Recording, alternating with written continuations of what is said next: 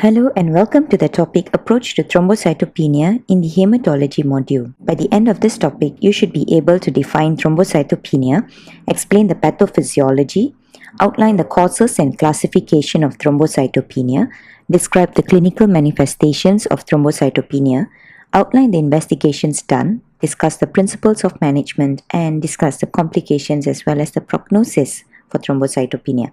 Let's get started. Thrombocytopenia is defined as platelet count less than 150 times 10 to the power of 9 per liter. This condition is classified under quantitative platelet disorder as it affects the number of platelets and not the quality of the platelets. The primary function of platelets is hemostasis, thrombosis, and wound healing through a complex activation process, leading to integrin activation and formation of a core and shell at the site of injury. Other physiological roles of platelets include immunity and communication with other cells and tissues in the vessels.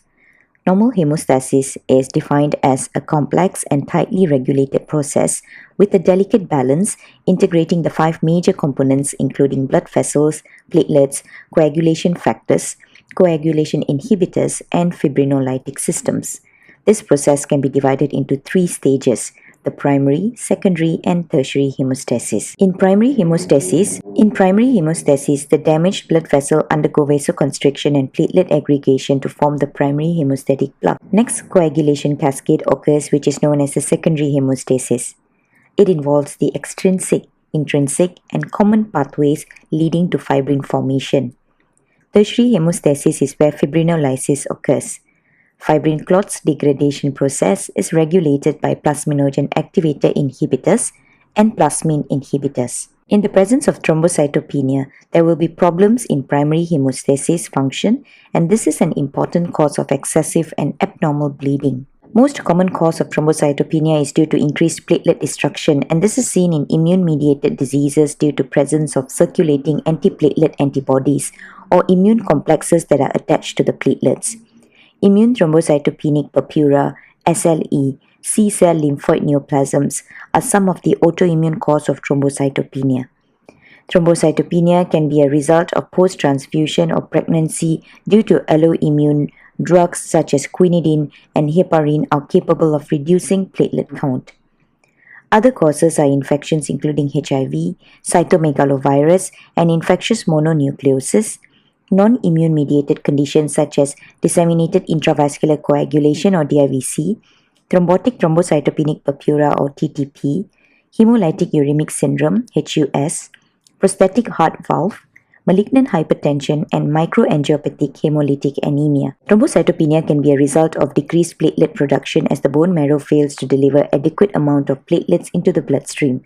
It can be caused by a generalized primary disease of the bone marrow, such as aplastic anemia, or due to bone marrow infiltration as seen in leukemia and bone metastasis. Alcohol, thiazides, and cytotoxic drugs are found to be able to decrease platelet production as well. Other causes include infection by measles and HIV and ineffective megakaryopoiesis as seen in megaloblastic anemia and myelodysplastic syndromes. Sequestration of platelets lead to thrombocytopenia and is usually caused by hypersplenism, while dilution of platelet occurs when there is massive blood transfusion and in the 3rd trimester of pregnancy. Common site of bleeding are cutaneous bleed, mucosal bleed, and central nervous system bleed. For cutaneous bleed, it may be in the form of pinpoint hemorrhage or easy bruising and hemorrhages into soft tissues following minor trauma. For mucosal bleed, it manifests as gum bleeding, nose bleeds, and bloody urine. Patients might also complain of dark stool or excessive menstrual flow. Intracranial bleed includes subarachnoid and intracerebral hemorrhage, which are rare but life-threatening consequences of thrombocytopenia. However, these symptoms might not be evident till the platelet count falls below 50,000 per millimeter cube. When the platelet counts are in the range of 20,000 to 50,000, bleeding usually begins immediately after trauma, while spontaneous bleeding usually occurs when the count falls below 20,000 and presents as bleeding into the skin and mucous membrane of the gastrointestinal as well as the genitourinary tract. Upon examination of the skin, there will be petechiae and ecchymosis, while mucosal bleed manifests as epistaxis, hematuria, melena, and menorrhagia. Intracranial bleed might lead to unequal pupil size, slurred speech, and paralysis. Lab investigations are used to screen for primary hemostatic function. Full blood count reveal number of platelet, while peripheral blood film show morphology of the platelet. Platelet function is revealed by bleeding time, which is prolonged, but there will be normal prothrombin time and activated partial thromboplastin time. Specifically for immune thrombocytopenic purpura, the platelet count is markedly reduced and frequently below 80,000, while peripheral smear shows marked reduction in platelet and megathrombocytes due to compensatory thrombopoiesis. With chronic blood loss, it might result in microcytic hypochromic anemia. Bone marrow biopsy shows moderate increase in number of both immature and mature forms of megakaryocytic, where immature megakaryocytes predominate. Bleeding time is prolonged, but PT, PTT and clotting time are normal. Platelet autoantibodies may be positive as well. Thrombotic thrombocytopenic purpura and hemolytic uremic syndrome will have decreased hemoglobin, usually less than 6 grams per deciliter, while platelet count is markedly reduced, often below 20,000. Peripheral smear show schistocytes, polychromatophils, nucleated red blood cells, and microspherocytes. Additionally, there will be mild leukocytosis, markedly reduced platelets, and increased reticulocyte count. PT and APTT are usually normal. Urine analysis show moderate proteinuria, gross and microscopic hematuria. Histology of blood vessels show characteristic features of PAS positive, platelet fibrin microthrombi in arterioles, and capillaries throughout the body. It is mainly seen in the heart, brain, and kidneys. Management of thrombocytopenia is guided by severity and the underlying cause. The treatment focuses on eliminating the specific cause of thrombocytopenia. Corticosteroids, lithium carbonate, and folate may be used to stimulate platelet production. However, if insufficient, platelet transfusion may be suggested.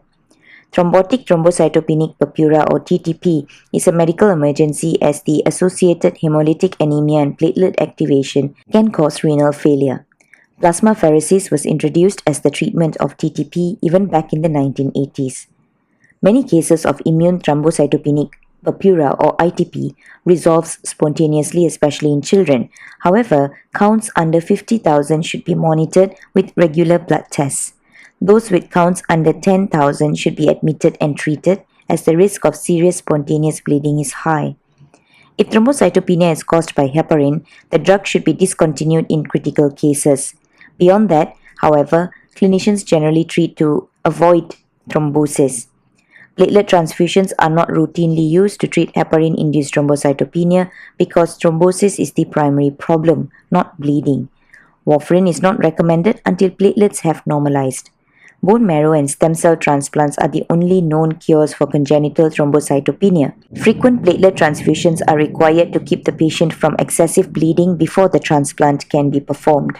Let's summarize. Thrombocytopenia is defined as platelet count of less than 150,000 and it indicates problems in primary hemostasis function. It is caused by increased platelet destruction, decreased production of platelets, sequestration and dilution. Patients will commonly present with petechia, ecchymosis, hematuria, melena, hemorrhagic gum bleeding, epistaxis, and menorrhagia. Intracranial bleed is a life-threatening bleed and there may be history of uncontrollable bleed post-trauma or spontaneous bleeding without any trauma which are suggestive of thrombocytopenia. Lab investigations are done to evaluate primary hemostatic function including full blood count, peripheral blood film, and bleeding time. Management is aimed at increasing platelet count above 50,000 and choice of medical therapy includes steroids, IVIG and immunosuppression, while splenectomy may be needed for hypersplenism. We have come to the end of this topic. Thank you.